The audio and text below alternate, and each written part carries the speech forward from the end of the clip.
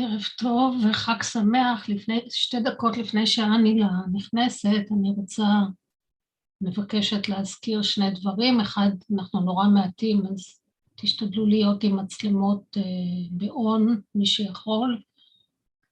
והדבר השני, מזכירה לכם שהלימוד הזה הוא בדנה, ואפשר לתת דנה בהעברה בנקאית. יש באתר למטה איך אפשר להעביר כסף למספר חשבון של ידידי הדרמה, ואפשר גם כמובן בפייפל.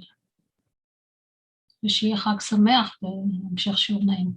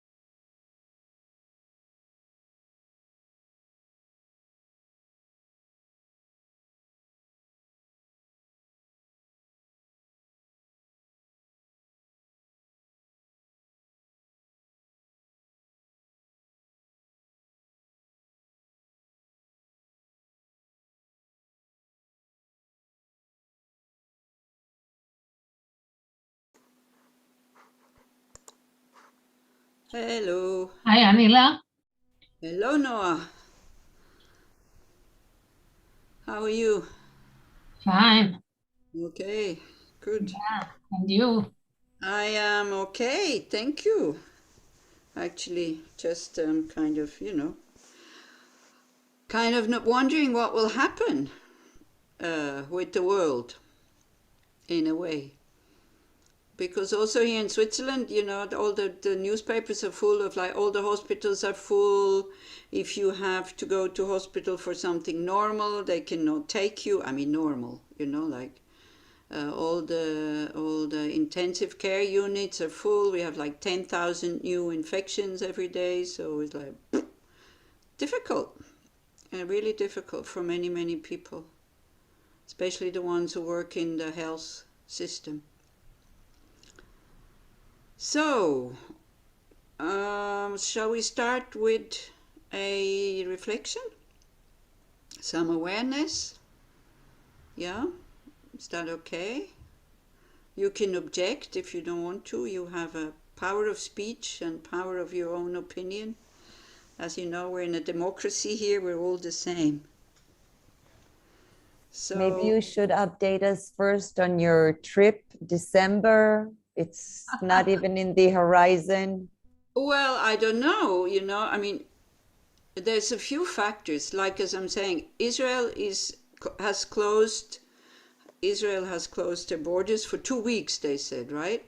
So that would be until the 13th of December. My trip is, luckily, I didn't book before, is for the 15th.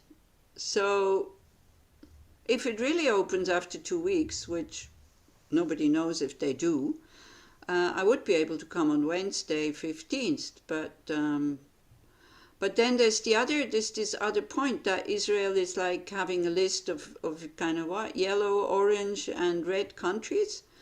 And if the numbers of infections keep rising in Switzerland like they do at the moment, Switzerland will go on a red list. I think Switzerland is already on the red list. I saw it even 2 days ago. I don't see where I didn't find a list. So, but if you say so, then as long as the numbers are not going down, then even if Israel opens their borders, then I still cannot come. So, unfortunately. Well, we don't know. It's still 2 weeks to go, so we'll take it as it comes. One day I'll be able to come. I don't know when, but one day it's like, it's okay. It's when Shantideva says there is nothing that doesn't get easier when you get used to it. Like, this is the third time I'm in a situation like this. This is the third time I would have to cancel the flight if I can not come in 2 weeks. So, first time I was kind of nervous and checking all the time and looking and wondering what's going to happen. Second time it was kind of not so much nervousness anymore. This time it's just, we take it as it comes. It's not very emotional and not very stressful, so it's okay. Yeah? What can we do? Okay. So you try to sit with a straight back, totally relaxed, connect with the body.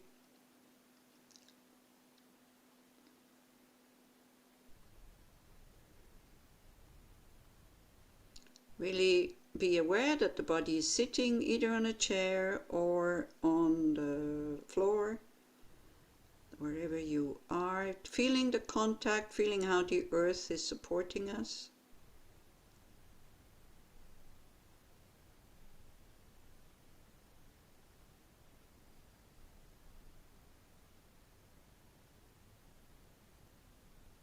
And then in order to be able to see clearly, make sure your body is totally relaxed.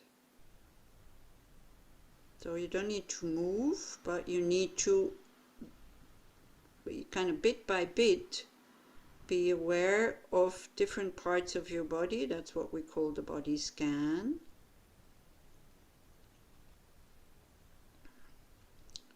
So best thing is we start with the chest. We can do, it's good you always do the same kind of system or the same method. So there's a method called CALM, C-A-L-M. So you start, C is the chest. As you breathe in, you become aware how it feels there, whether it is open, relaxed, soft, or whether it's a bit tight. So as you breathe out, you think that you're expanding, you're becoming bigger, open, spacious. Spacious is a very good word. Immediately when something happens we don't like so much, we kind of lock up, we close up. So we open. You can pull your shoulders back a bit also. Nothing to be afraid of. Whatever will happen, it happens according to our karma. And whether what happens is positive or negative, it's, again, it's how we look at it. Something can feel very negative in the short term, can be, turn out very positive in the long run.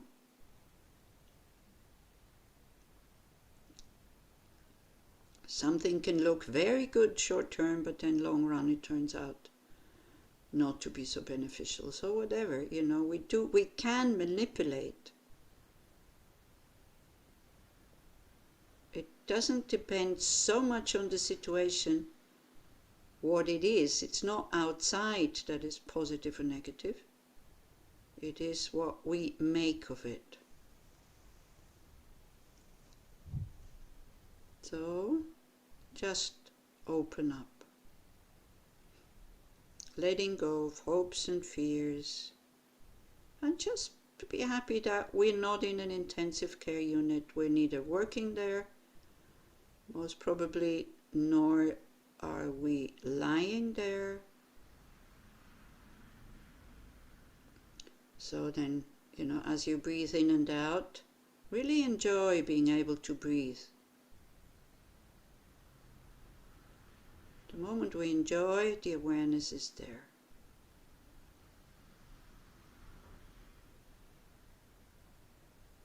So then when the chest is totally opened, we go to the arms. That's then calm, C-A, arms. So you sweep down both your arms with your awareness. You go to your hands, where you become aware of the tingling. That is always there, but we are not aware of it. Same thing, as you breathe in, you become aware of the sensations. As you breathe out, you totally open up and become very open, very spacious.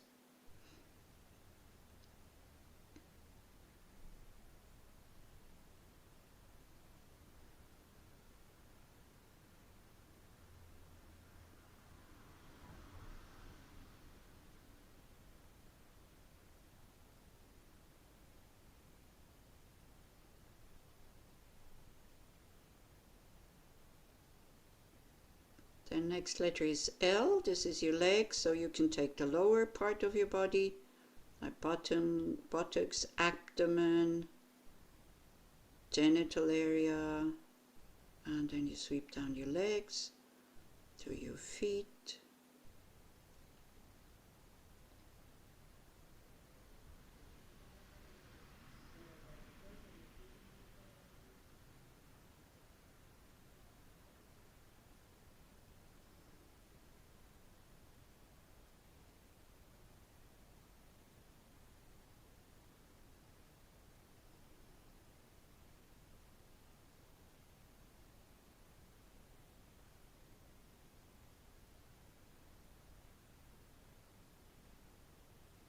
And then you come all the way back up to your face, so that's M. It's kind of mouth, but it's the whole face, but it's usually around the mouth and in our cheeks that we hold small tensions, that we clench the teeth together. And it's also eyes and the front. And you will see, just by being on that spot, by being aware, you don't need to think, oh, I have to relax. Immediately we let go of the muscles that are holding the tension.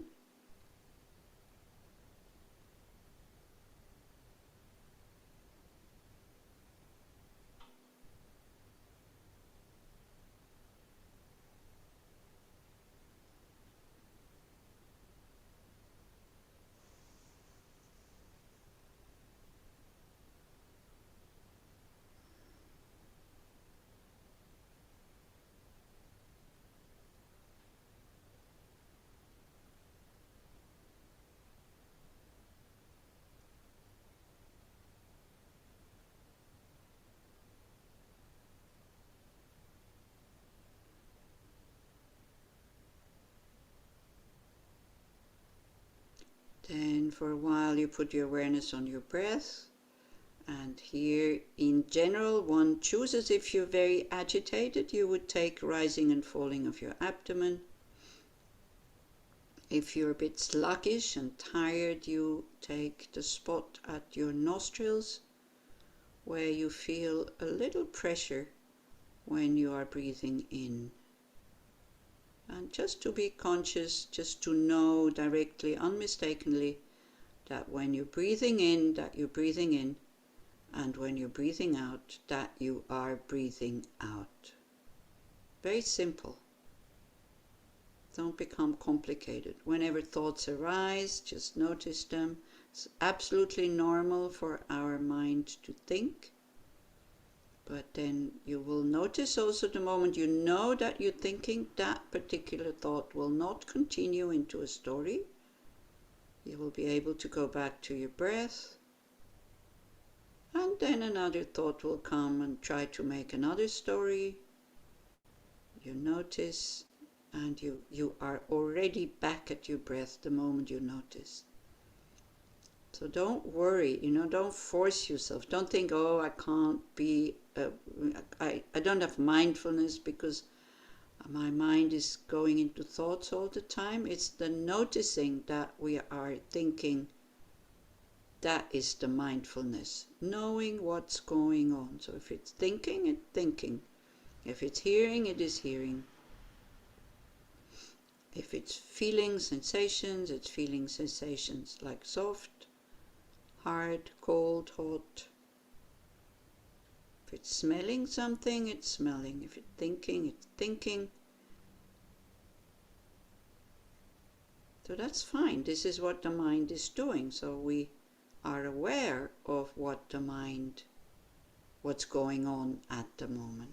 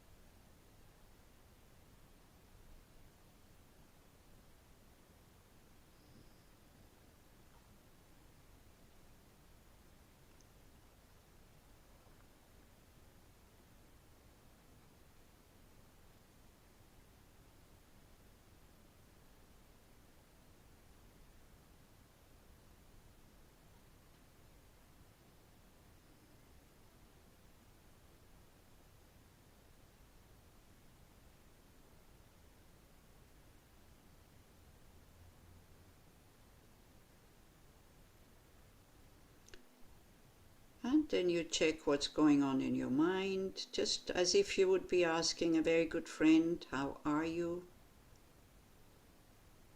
And without manipulating anything, just noticing.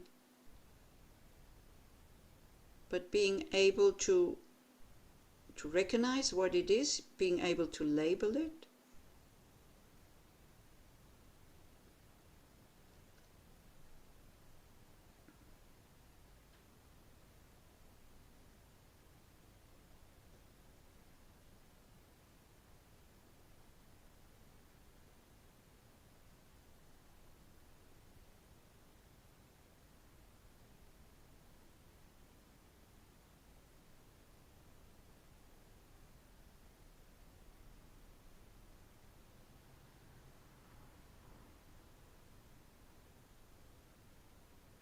And then to connect with the wish to be well, to be free from suffering, to be good, to be kind, to be relaxed, generous, inspired.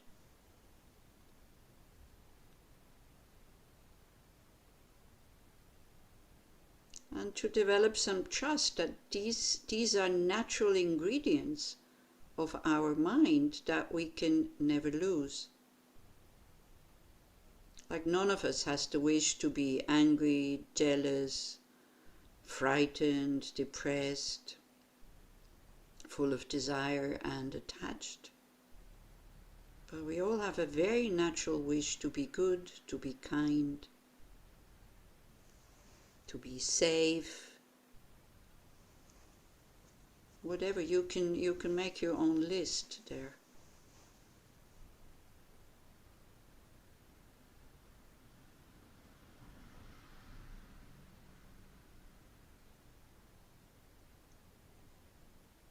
And then we notice that we also have a very natural wish to be of benefit to others. You can think of somebody that you know that is in a difficult situation immediately. You feel how the mind has a different flavor, or how it feels different. There's a different sensation. It's what we call compassion. When we are involved in somebody's suffering.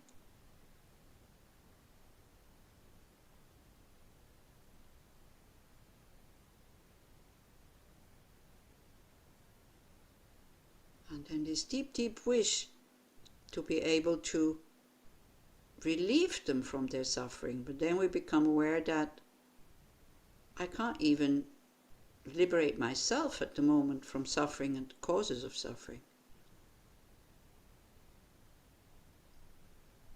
Of course I can have the wish for them to be free from suffering and the causes of suffering, because compassion is a natural ingredient of our mind.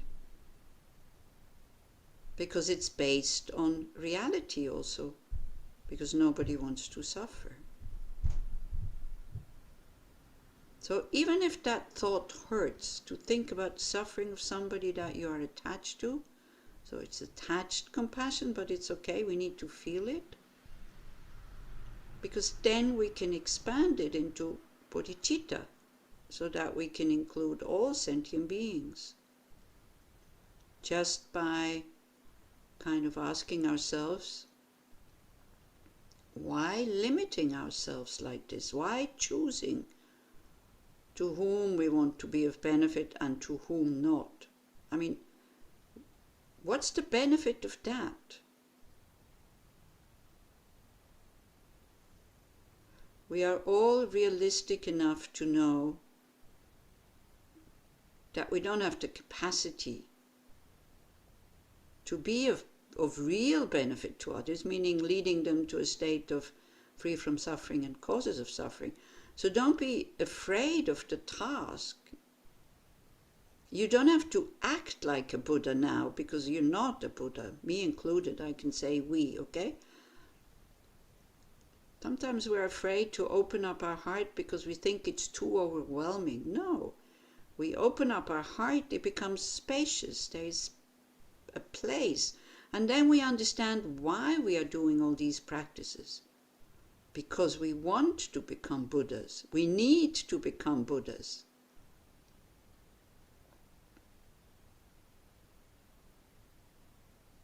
Without being fully awakened, then there is despair.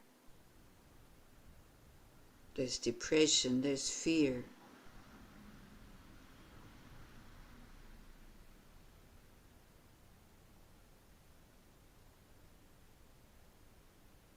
So then first we feel the need to be of benefit to others, or the wish, let's say. We see that we're not capable, and then is taking refuge.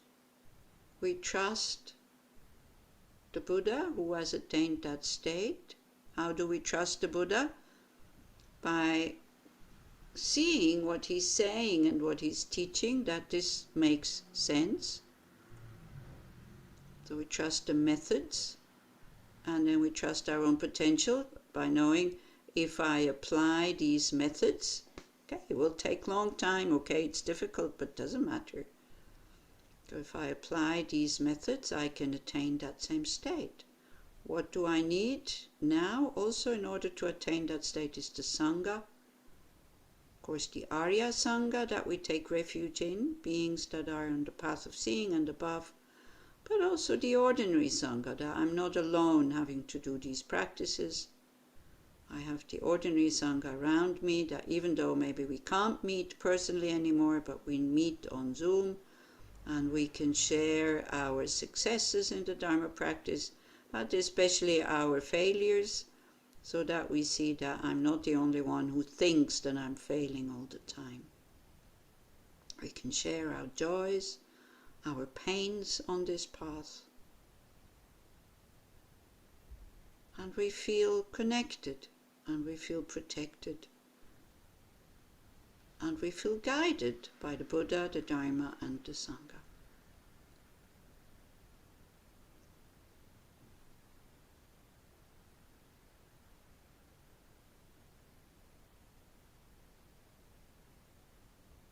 And then probably the most important thing, thinking about your guru. So just check, visualize your guru in his or her human form, and just check what it does to your heart. It opens up, there's joy, respect, devotion, appreciation, gratitude, all these wonderful mind states that make the difficult situations that are happening for many, many beings on this planet at the moment, it makes it more bearable and more understandable. Why do we understand these things? Because the Guru was able to inspire us to listen to the teachings, to think about them, to study, and then to sit down and meditate on them.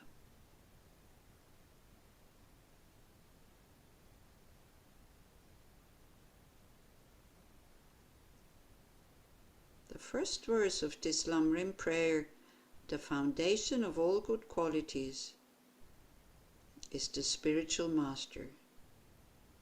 Correct devotion to him is the root of the path.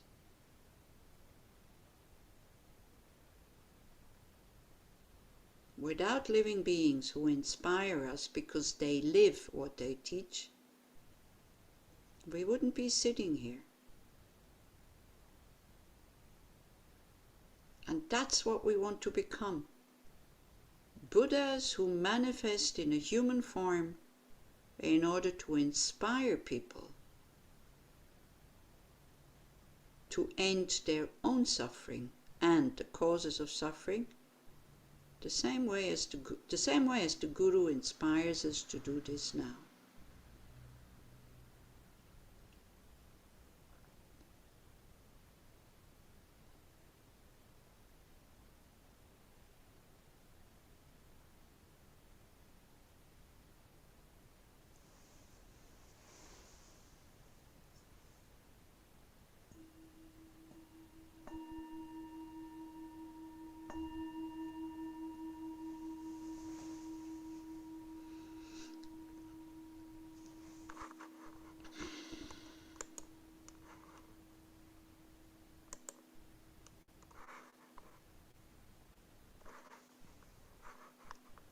Okay.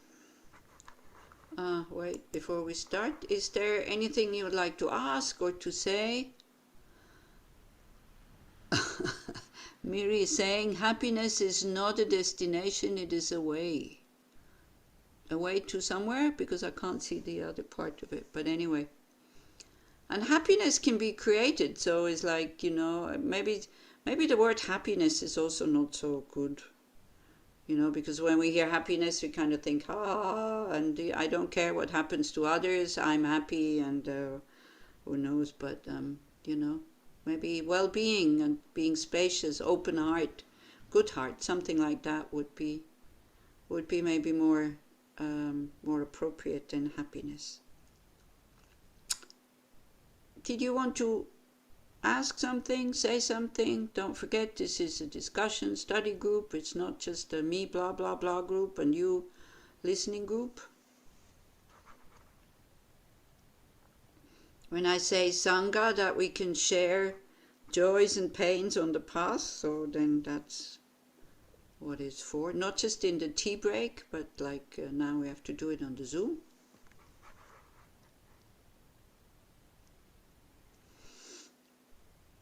Okay, so do you remember the homework from last time? You had 2 weeks to do it. Maybe I'll show you the last verse that we've been looking at, then maybe you remember. Was this one? Without indulging in despondency, I should gather supports for enthusiasm and earnestly take control of myself. Then by seeing the equality between self and others, I should practice exchanging self for others. Do you remember now? Yeah, Nitsan? Did you do it? Did you try? Yeah, we forget, isn't it? It's a shame. I remembered maybe 3 or 4 times in these 2 weeks, but not so much, not much more. But I did a little bit. And especially before the class, when I have to go and think, oh, what was the homework that I gave you? A little bit like this. Okay, so, but continue to do that. Tonglen on the spot, when you see somebody suffering, when you see something that makes you afraid, when you see that your heart is closing up, then take the pain. And we go, because now verse 17 to 19 talks about how to develop self-confidence. Yeah, so, which is for us Westerners, I think is very difficult. So, somebody was kind of, Ariella, you were opening your microphone. Yes, actually, I was working on something different the past 2 weeks, which you also said in one of your teachings in regards to now you don't push to be first to get on the bus, you just let other people in. So I'm a driver, I drive everywhere. And in the past 2 weeks, my workplace moved further from home. So it's more traffic. So since day one, I said to myself, you're going to be in traffic.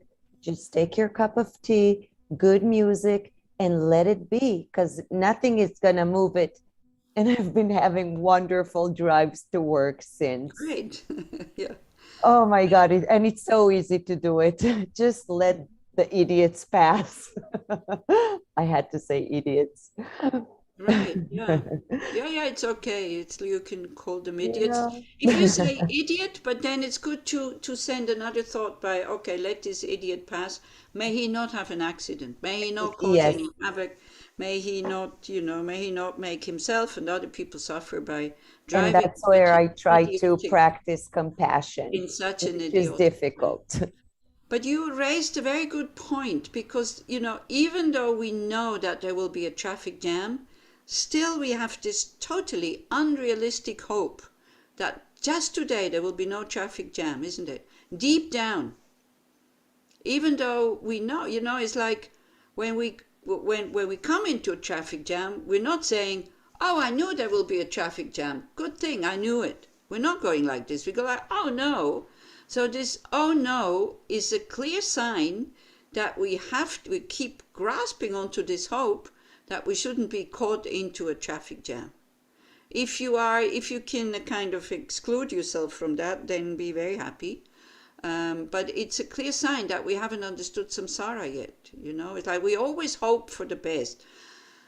And if you kind of expect a traffic jam and then there's no traffic jam, then you're happy. But if you expect that there's no traffic jam and then there's a traffic jam, then you're very unhappy. So again, as it says in Miri's sign there, happiness is not a destination, it is a way.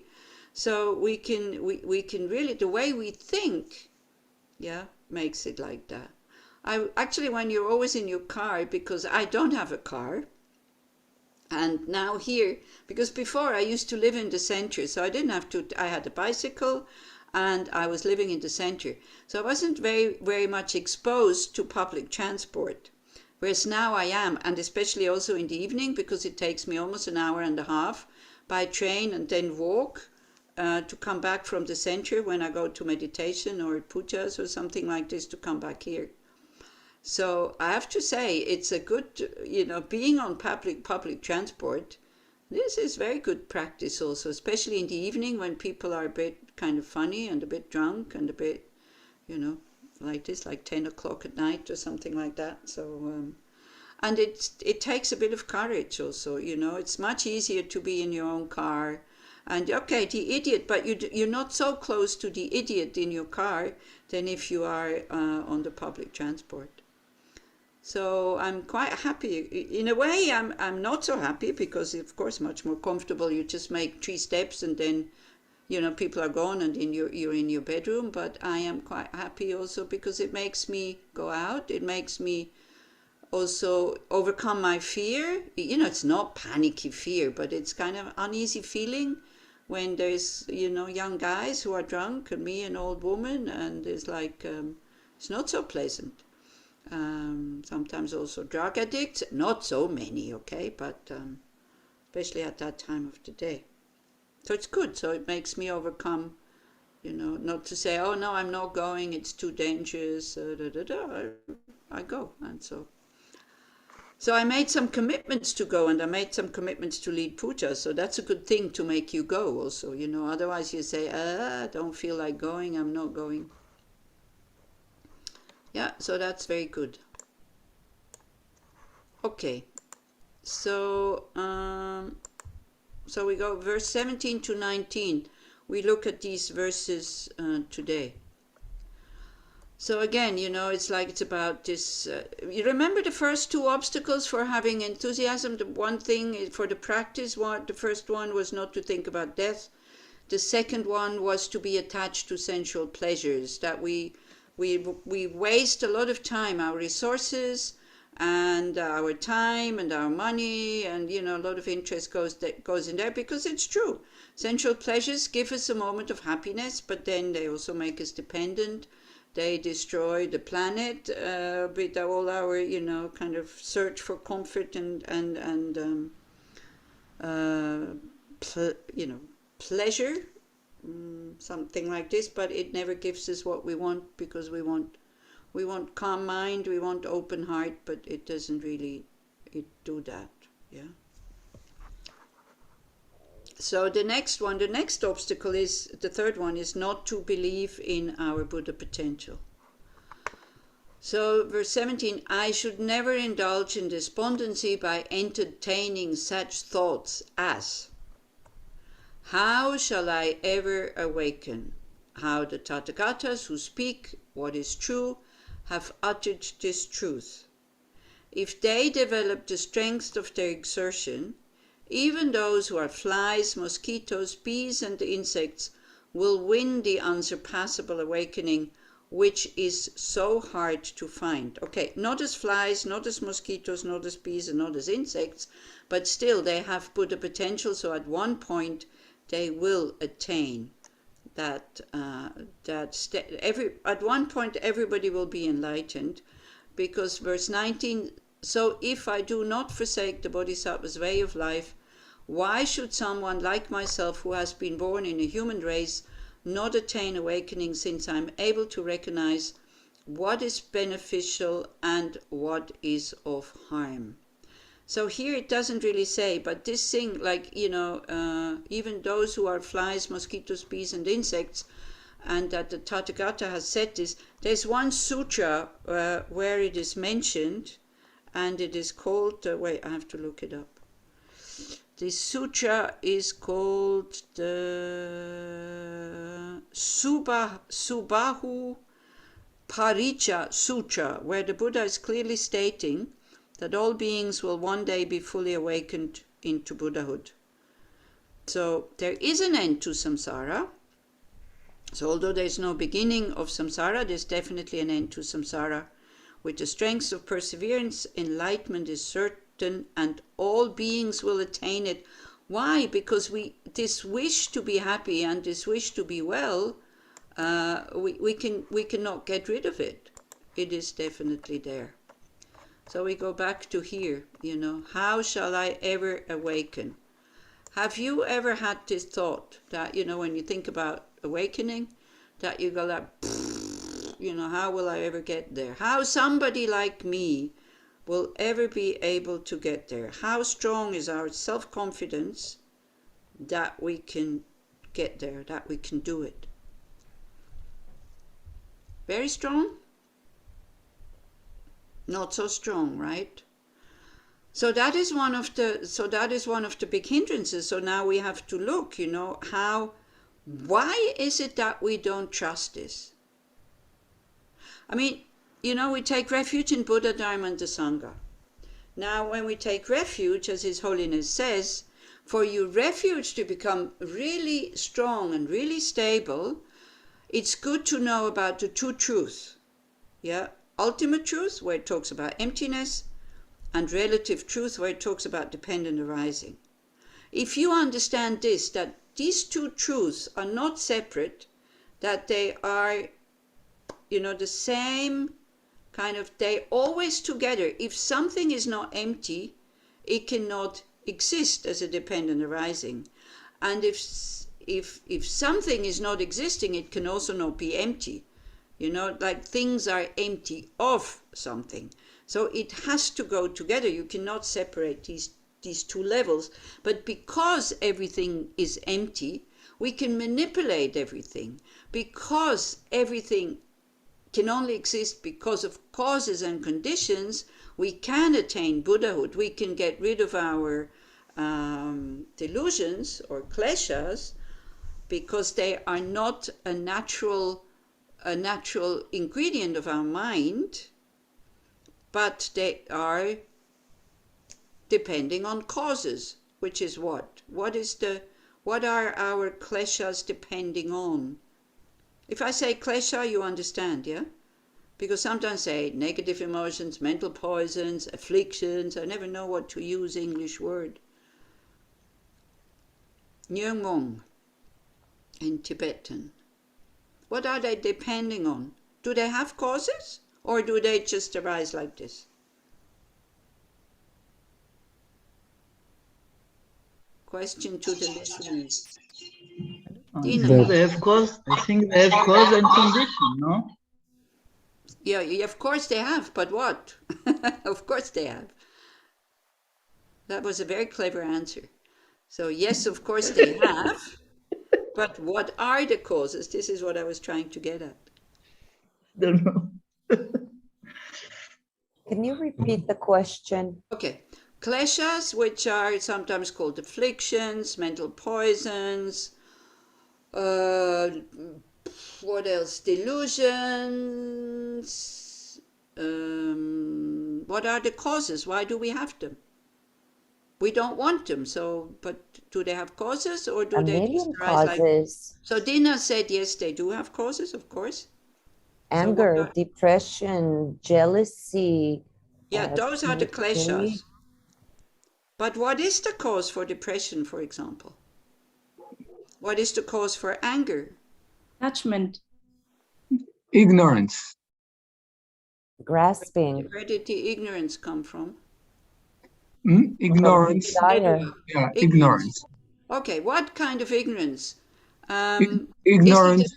Is it a passive ignorance or is it an active ignorance? Active. It's active. Who said active?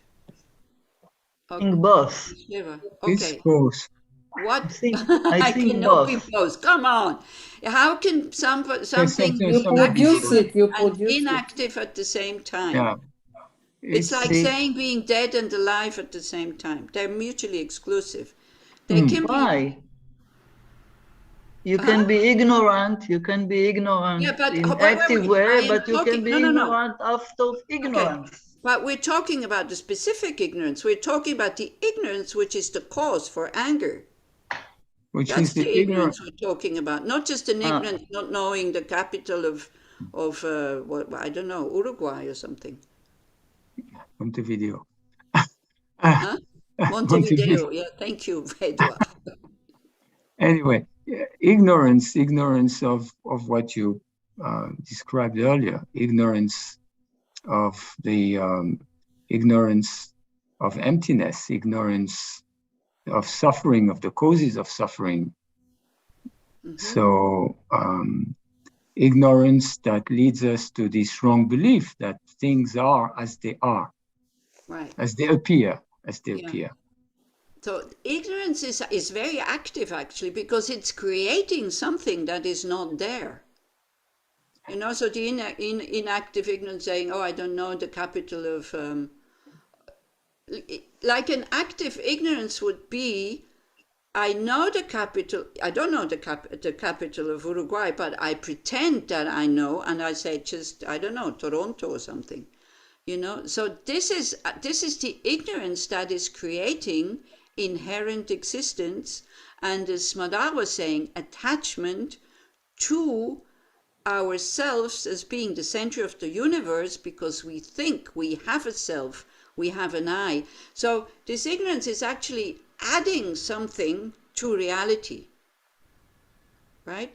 So it's a cognitive mistake, or this ignorance is making cognitive mistakes, and we are reacting to the mistake as if it is the truth. Now again, you know, Montevideo and Toronto. So I say, okay, capital of I want to go to Uruguay. So I say, okay, the capital of Uruguay is Toronto. I buy a ticket to Toronto. I end up in a country and I think it's Uruguay. I behave as if it's Uruguay. It's very hot. And I walk around, you know, with t-shirt and shorts and whatever, but it's Canada and it's very cold. And so, you know, I go like, what's happening? The problem, then I would notice the mistake, right? The problem is we need an awakened being to point out the mistake. We need an enlightened being to say, hey, your mind is creating inherent existence, or, you know, kind of projecting inherent existence, and you take the projection as if it's true. And then you react towards it with attachment, with aversion, with depression when we don't get what we want, with jealousy when others have what we want, with, you know, all these kinds of things. Okay? And maybe an inactive ignorance would be not knowing that we can live you know, these values that we all have of generosity, kindness, courage, wisdom, compassion, good heart, and all this, not really knowing. And no, we don't know, because if you know something, you trust. So what is lacking is the trust that we can live these values spontaneously, uninterruptedly, and effortlessly. So it shows we don't trust the Buddha. So coming back to, you know, the two truths, this, when you study this extensively, you start to really understand everything that exists has these two truths. One is like ultimate reality, which it doesn't exist from its own side. You can't find it anywhere. And the other side is conventional reality. It exists, it has a function, but it's merely labeled by the mind. But it has a function, and it's a dependent arising. Okay? So when we start to understand this, then we start to understand the Four Noble Truths. You know, suffering, the causes of suffering, and especially the Noble Truths 3 and 4, cessation, and then the path to cessation. When we start to understand this, then you can take refuge. Then your refuge becomes very stable. But I don't know how many of you have read the book by Tsongsa Khyentse Rinpoche, What Makes You Not a Buddhist? Have you read it? Yeah. So exactly, this is, you know, we know it intellectually, but we don't know it deep enough. I mean, I'm saying we because I'm talking about myself. Because otherwise we would behave totally different. Yeah. So this is why it's good to just listen to these teachings, especially on Buddha nature, again and again and again. And you're really lucky because Geshe-ma is going to teach it on the 17th and on the 18th of December, like coming up soon. It is such an inspiring text. It's complicated, it's true, so don't get discouraged.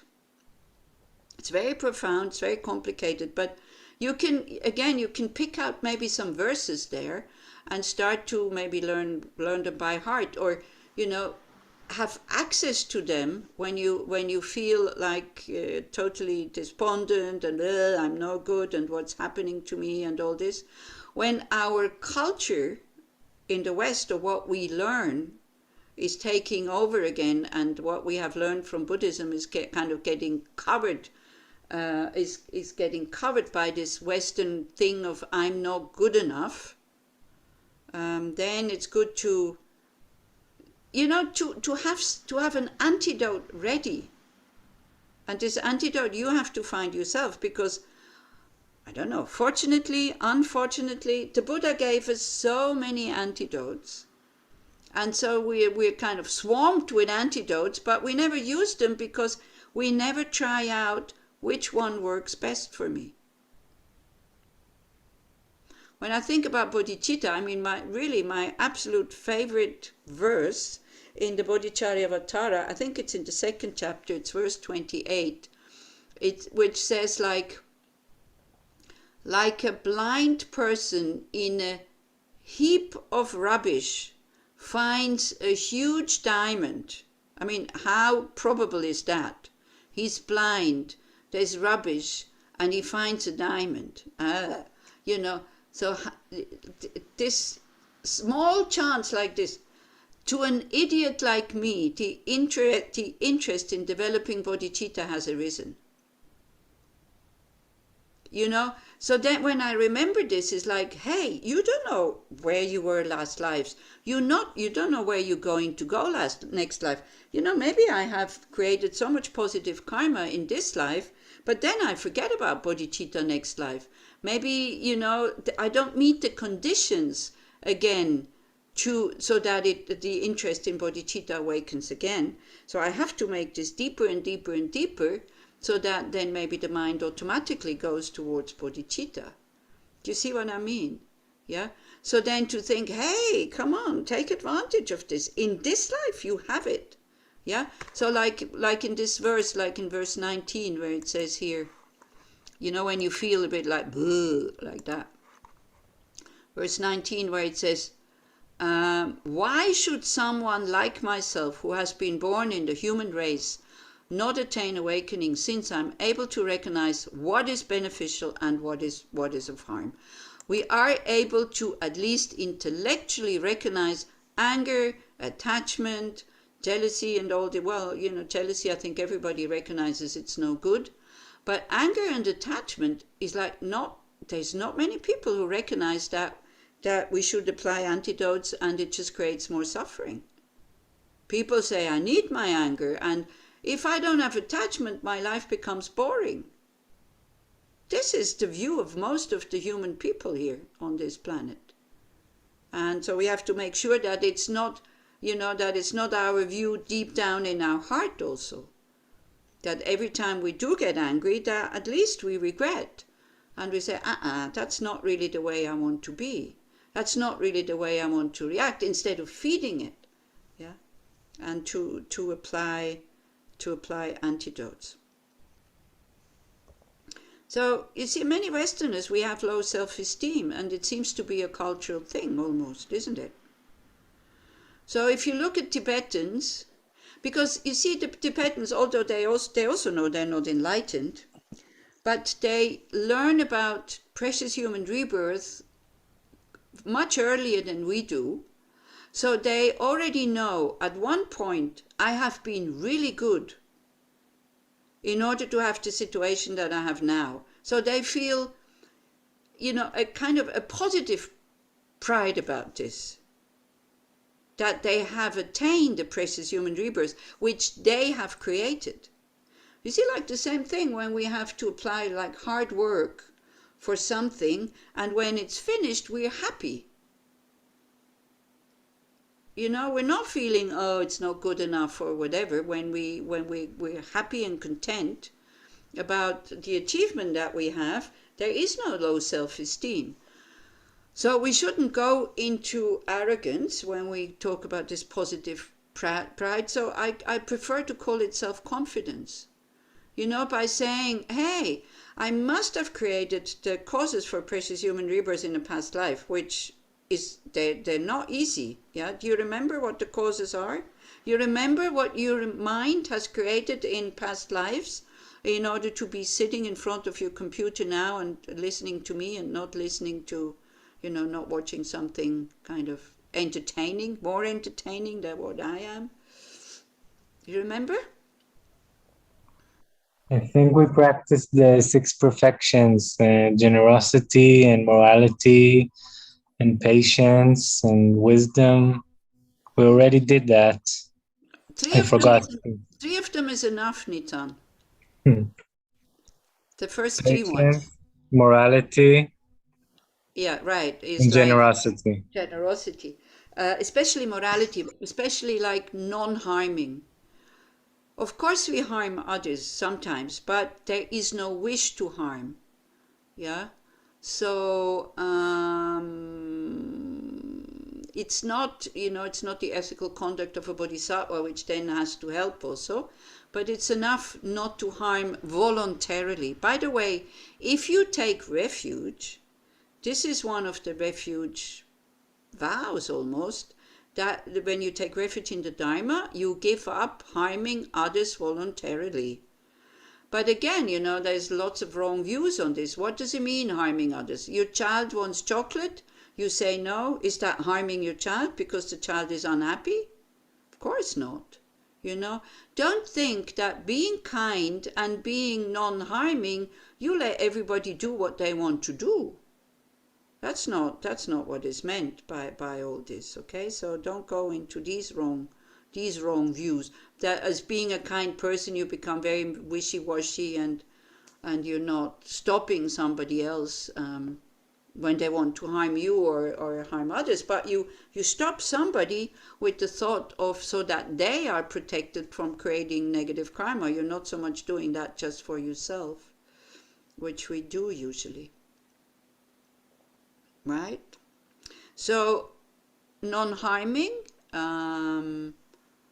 generosity, patience, and having made the right aspirations to meet the Dharma again.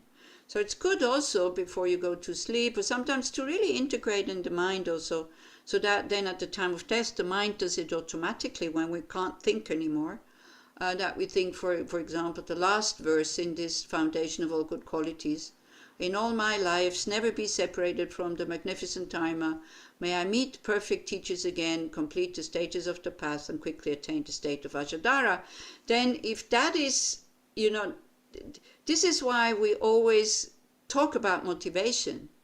So, but if we just say, oh, I take refuge until I'm enlightened to the Buddha, the Dharma, and the Sangha, in order to attain full awakening, I want to benefit all others. Yeah, it's words, but I wonder if these words have such a big impact on you. If these words don't inspire you and you say them like a parrot or a robot, it's not that much point. So again, find something that inspires you, yeah, so that you can train that, and then at the time of death, The mind goes automatically that way. So the Asian people, and especially the Tibetans, they already have this self-confidence because they know I have created the good situation that I'm in now.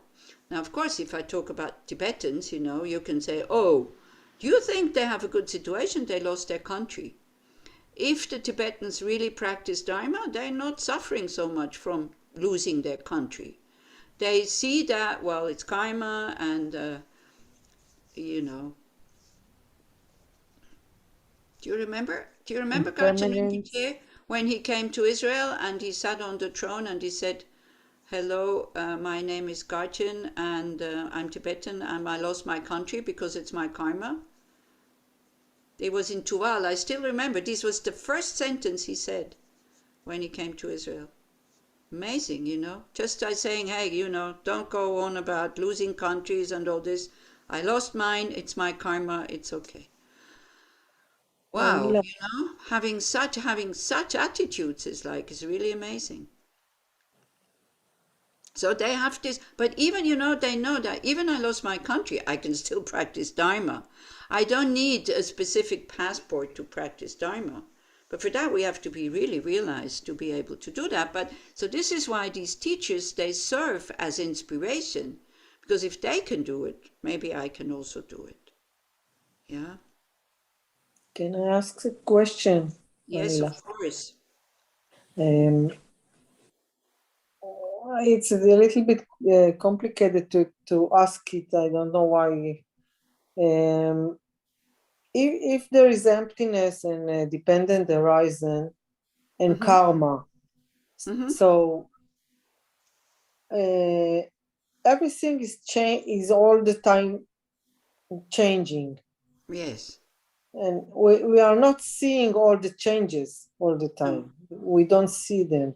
But is it possible because of those facts that the attitude to our karma, to what is happening to us, the attitude to it can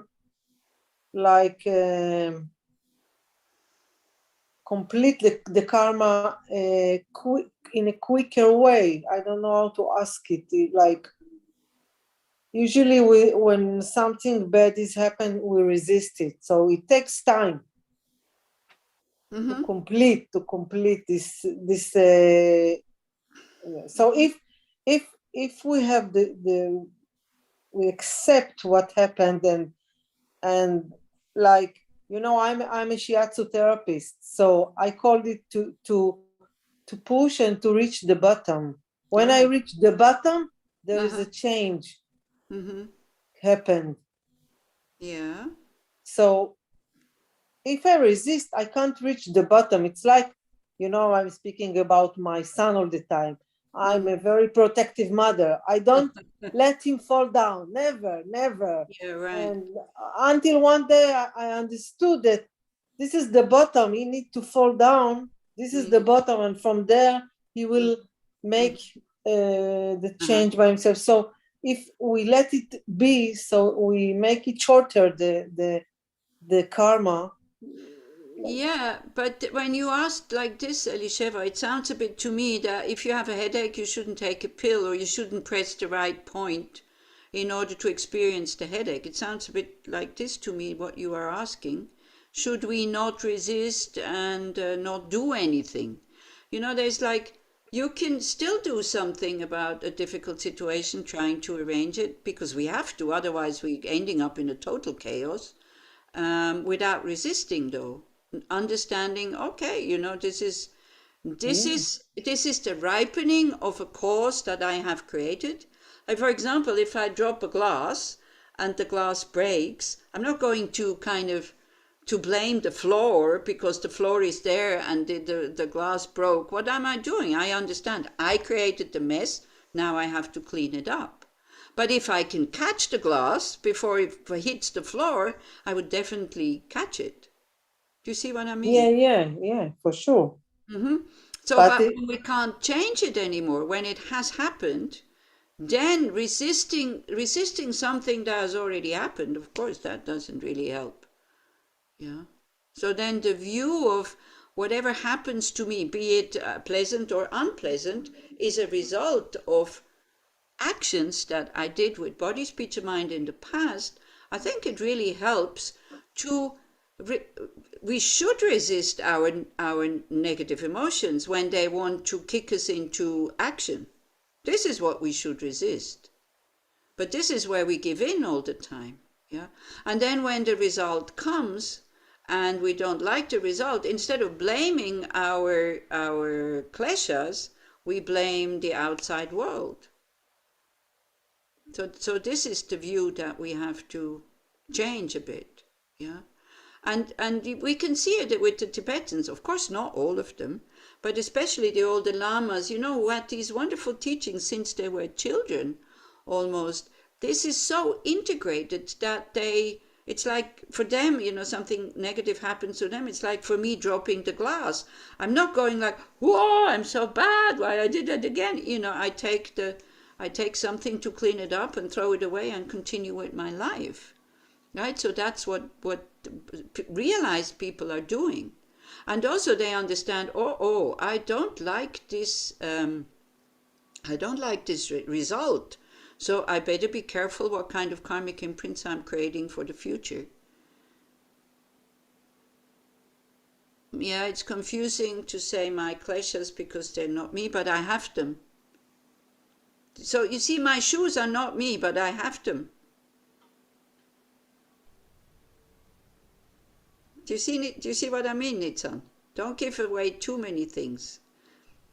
We shouldn't identify with them, that's true, but we're responsible for them. So, because when I express anger through my words, it is my attachment working there, it's not somebody else's.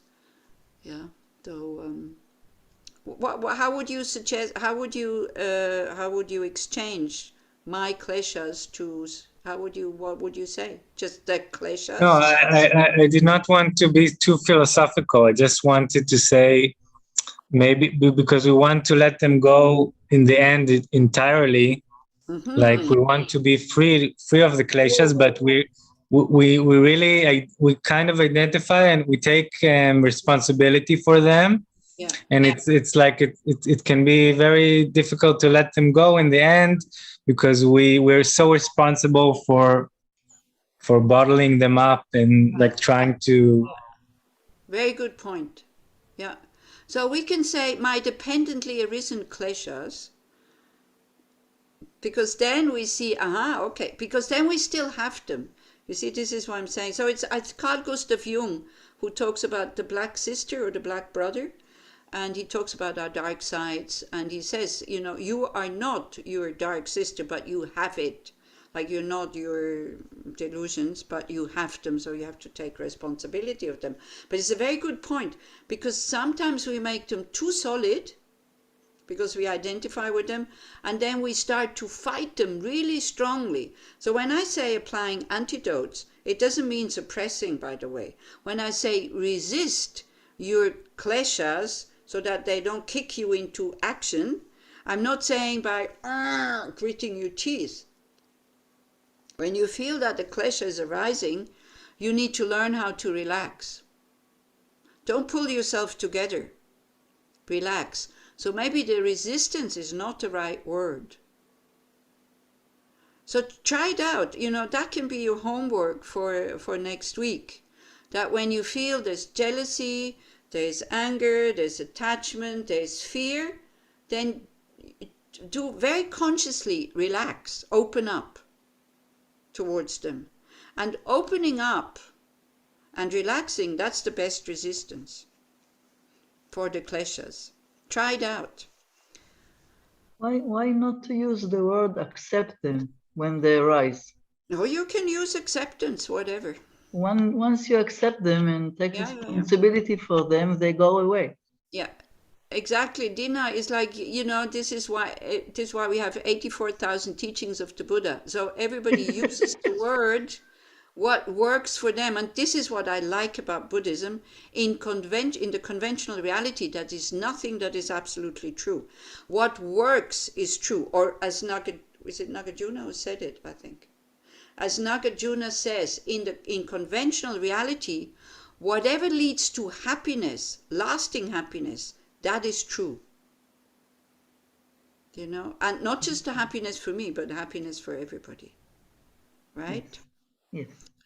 So again, coming to this, you know, the confidence in our Buddha potential, it seems that we grow up with the feeling of being inadequate, inferior, or not worthy to be happy. When we see all the unhappiness in the world, when we see all the suffering in the world, do you dare to show your happiness and well-being?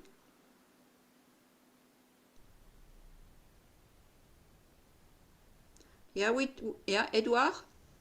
Well, I think that if you see the suffering in the world, or the suffering of someone else, and you show, you know, what we call happiness. I mean, I have a lot of trouble with the definition of happiness. Yeah, me also. Yeah. So happiness, joy, you know, what is meant, you know, to reach eternal or permanent happiness or whatever. It's of course, I mean, that's acting this way is really bad. Mm-hmm. You can't be happy. I mean, how can you be happy when you see the suffering of someone else? Oh, you can. No. I mean happy in the sense that we're talking about. I'm challenging you. I'm challenging you. So if I am a doctor and I perform an operation at somebody and I know that they have a lot of pain, like they suffer from the pain, I can still be happy because I know the operation went really well. Right, because you have a long-term view and you know that the operation is doing, and you can support the person saying, I know you're suffering now, but you know, look, tomorrow it's going to be better.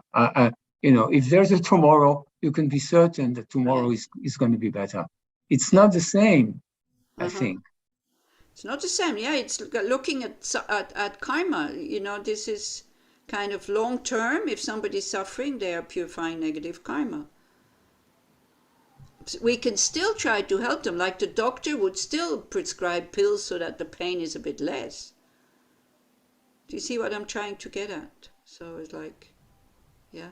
But, you know, I'm talking about more or less like this Western kind of thing that we have to be inadequate, inferior, something is missing, or, you know, like, again, awakening, be fully enlightened, to be a Buddha. I mean, is that something reality? Is it something that we are absolutely convinced that we can reach that?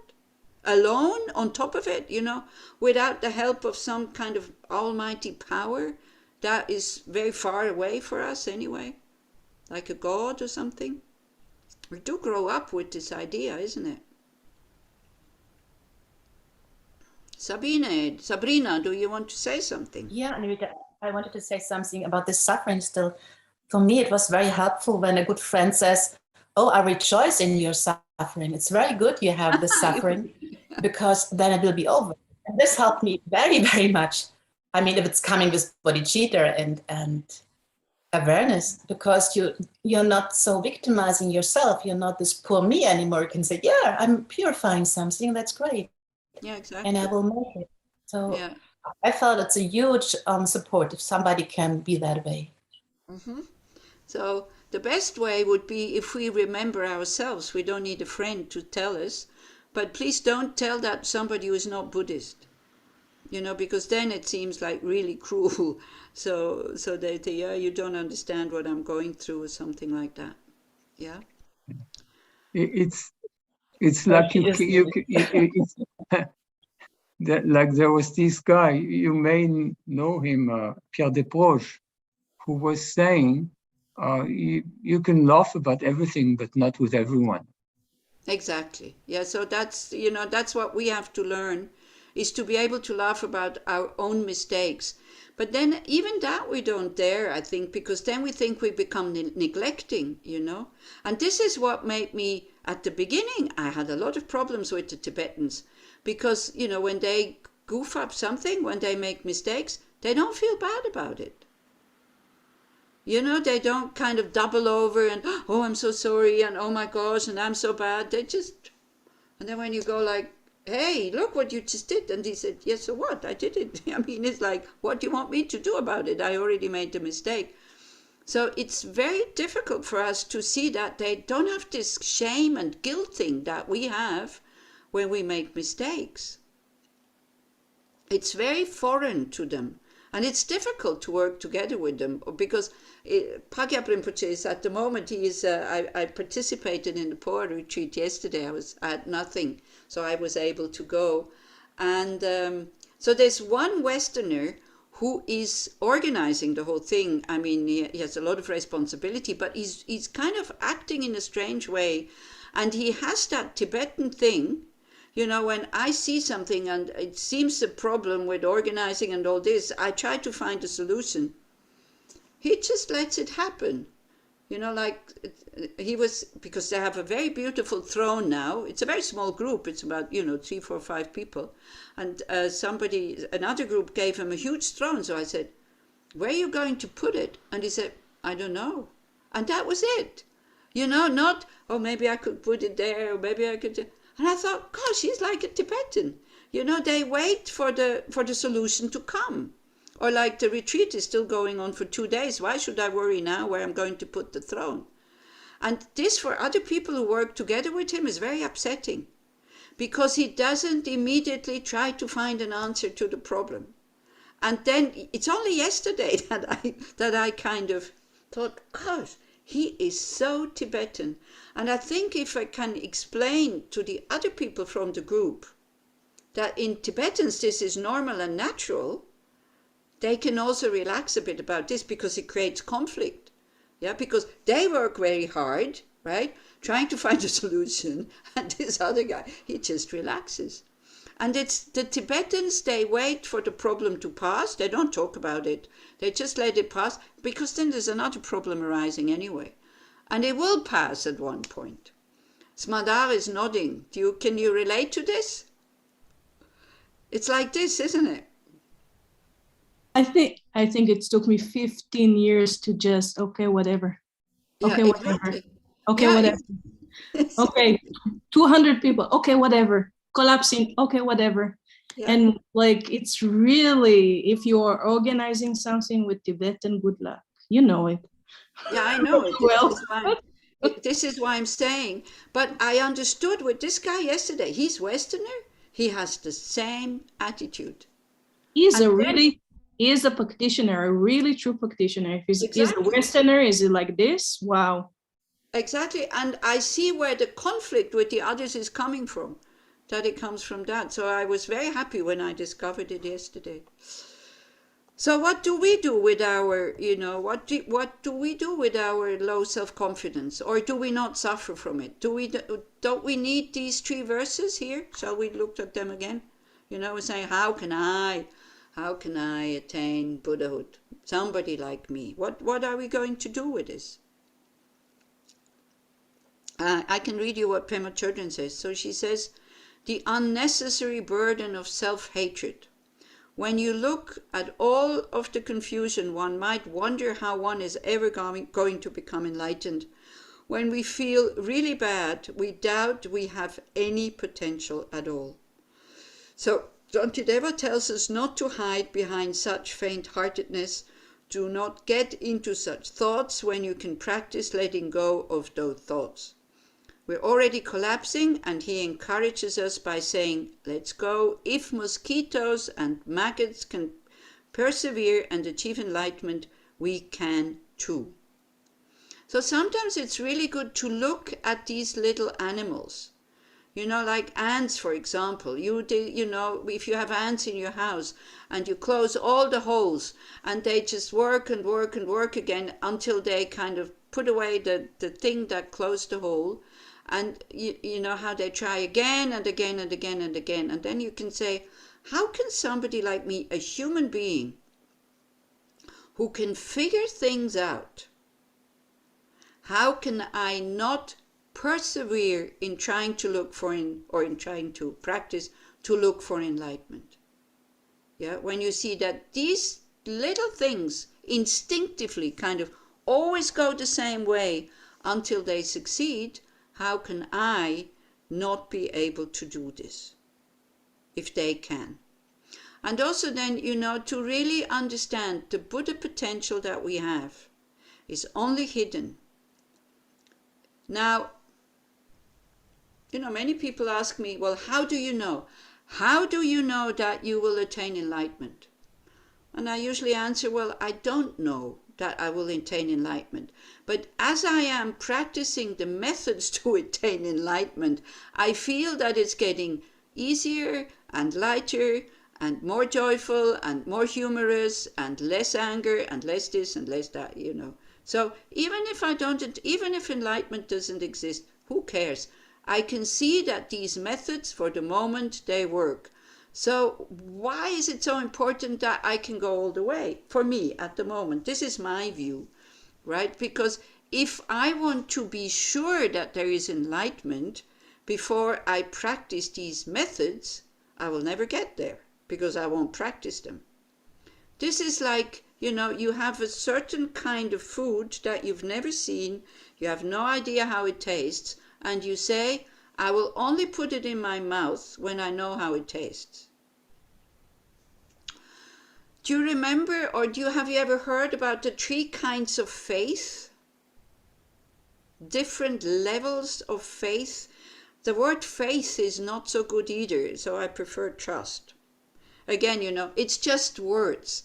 So when Dina, when you were saying, can we not just say accepting instead of relaxing? For me, the word relaxing works much better than accepting.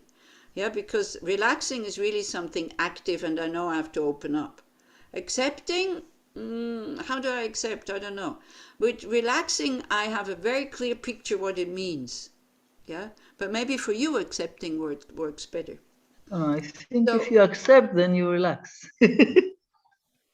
It's come together, I think.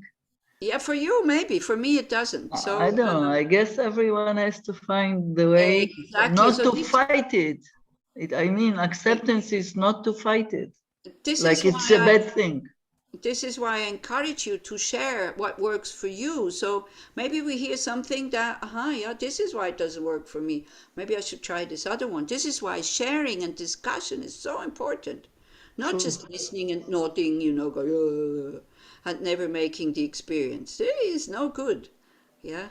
So the 3 kinds of faith or trust. Yeah, this again, some people, when they heard the word faith, behind it is like, believing something that you will never know. This is for them is faith, blind faith. So Buddhism is not about blind faith. But at the beginning, you have to have this faith or this trust. The same way maybe a child trusts his parents when there's Christmas. I don't know if this works for Israel, because Christmas and there's presents, and then they say it's Père Noël, it's the Father Christmas who brought it, and we're very happy as kids, and we believe it. It's very innocent. It's not true, but it doesn't matter. We kind of, or, if mom says, don't touch this, this is not good, or don't do this. If we have this trust for our parents, we don't need so much kind of, so that's the first kind of trust.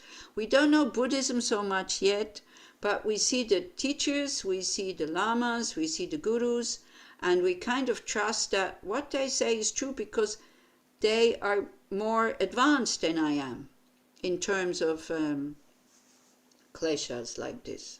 Yeah, so that's the first kind of trust. And then it's aspiring trust or faith that first we just admire them. We go like, oh, yeah, they're nice. They're really good. They're really nice people. Like the Dalai Lama, he attracts in a whole 10,000 people. Yeah. So why? Because these people, they only have the admiring face. So that's not enough. But this is how it starts. Yeah.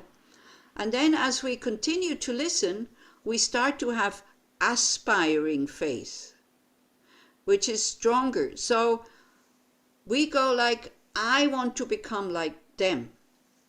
Yeah, and we start to practice, and as we practice, we start to see that, oh wow, this works, and then we get the trust that comes from experience.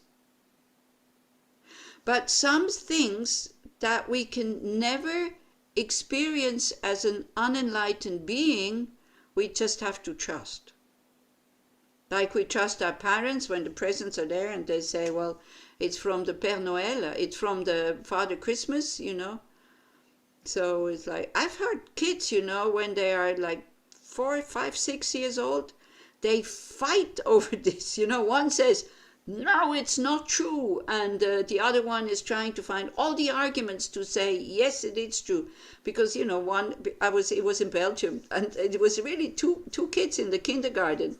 So they discussed this and they used arguments. So one of them he really wanted to say that there is one Father Christmas which is real. So, and then the other one said, but you know, there's in all the shops now, there's all these Father Christmases. So how can it be real? Because there is so many. Yeah. So how, and then he said, I think he said, well, you have to look very, very closely, because the real Father Christmas, he has like some dirt here on the front or something like that, just to prove that one will be the real one. Yeah, so a little bit like this. So when we have these three kinds of faith, then we also have to say, why would the Buddha lie? You know, when some people, when they heard the first time about the law of cause and effect, like karma, then we have this argument, and they say, oh, the Buddha is just saying that to control us, and so that we become good people, and blah, blah, blah. But why would the Buddha lie about telling us that we have Buddha potential? Because he has attained that state. And why would he lie by saying that everybody has that potential? We ask these questions in order to develop the trust. Yeah? So how do we develop that trust in our Buddha potential?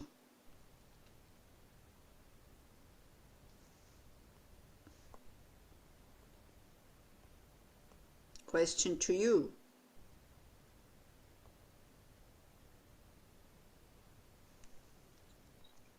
For me, it's not so easy. And it's a long way, but what I see for now is since I met Buddhism, some things became easier. Maybe I became a little better person and much more calm, maybe. So I think maybe it's not. I'm sure now it's a good way for me. And I think for me it's the first step, and that's where. That's for now. I will say something you said 18 years ago, fake it until you make it. Fake it until you make it. Exactly. Behave like a Buddha until you are a Buddha. I think emptiness is very important here also. Because the more you hear and study about emptiness, so don't give up too quickly and say, it's so intellectual and I don't want this. Because when we only understand dependent arising if you understand emptiness. And then it's really good to see that, you know, that everything is possible because of emptiness, because nothing exists from its own side. And the more you you meditate also on emptiness, like, you know, I had to translate for somebody yesterday as we went to. She said, I have some questions to Rinpoche, so please, you know, can you come and translate? And I don't speak Tibetan, right? It was just from French from English French, like this. And so she said, I don't know, do you all know Poa, like the practice of Poa, when you visualize Amitabha and your crown, and then you you think that your consciousness is very small ball of light, and then you go with a few sounds, and then it goes up into the heart of Amitabha, and you feel oneness with Amitabha. Have you heard about this? You all know it? Yeah, right. Okay. So it's one practice. So you kind of you think you shoot out your mind into the heart of Amitabha. So then she said, when I do this, then I feel like, oh, I feel like this. So I don't know where I am, and I don't know what it is. And then Rinpoche said, well, this is exactly the moment when you start to look for the I, is it in the body? But no, it can't be in the body because I kind of shot it into there. But is it the mind? So when it's the mind, is it the mind when I was born? Is it the mind of yesterday? Is it the mind of today? So constantly examining how the world appears to us, and especially how the I appears to us, this really loosens up this whole thing. And then we start to have confidence that, okay, if it is empty, and since the kleshas, and this is how we started the class, since the kleshas are just a dependent arising, and they're empty, they're not existing from their own side, I can eliminate them. Yeah. So emptiness is very, very important. Don't just go into the compassion side. Yeah, because otherwise it becomes too concrete and you become too depressed. When you to see, then the suffering and the chaos and everything becomes too solid and too heavy. If you only do emptiness, it becomes very cold, this whole thing, and it becomes very intellectual. So it's good to mix the two, or not to mix, we can't mix them because they're not the same, but to practice both, the two wings of the path. Okay? Okay, so homework, I said, when you have a klesha arising, either you say, as Nitzan was saying, it's not my klesha, it's a dependently arisen klesha. Let's see what kind of skillful antidote I can use with it. Just to use these very complicated words takes away the strength of the emotion, because you get out of the emotion into your intellect. Okay, then it loses the power already a little bit. Or just, relax. Or as Dina was saying, accept. Okay? And try it out, and then maybe we can share. If you can remember maybe one occasion where it worked, but also one occasion where it didn't work. We also need to know, we can't just go on the, it always works, it's wonderful, blah, blah, blah. We really also have to share when it doesn't work. So we're not getting too kind of expectations that, oh, wow, this is fantastic and it always works. It's very important to also see the other side, because as long as we haven't realized emptiness directly, then we will have problems whether we want or not. Yeah. So as a human being, we can understand emptiness intellectually. As an Arya being, in the path of seeing and above, you will be able to experience emptiness in your meditation, only in the meditation. You come out of the meditation, things will appear still, but it's appearance, but they will still appear. It's only as a fully enlightened being you will see conventional truth and ultimate truth simultaneously together. And this is what we're working for. Then, wow. Then really, wow. Yeah. And it's possible. So again, this whole thing about it's possible, I can do this. So also, there's more verses coming now, how to encourage ourselves. I think almost until verse 30, I think. The next 10 verses that we're going to do is all about how to encourage ourselves not to give in to this, oh, this is too difficult, I can never do this, and like that. Yeah. So again, of course, homework is also, hey, I have the ability to live my values.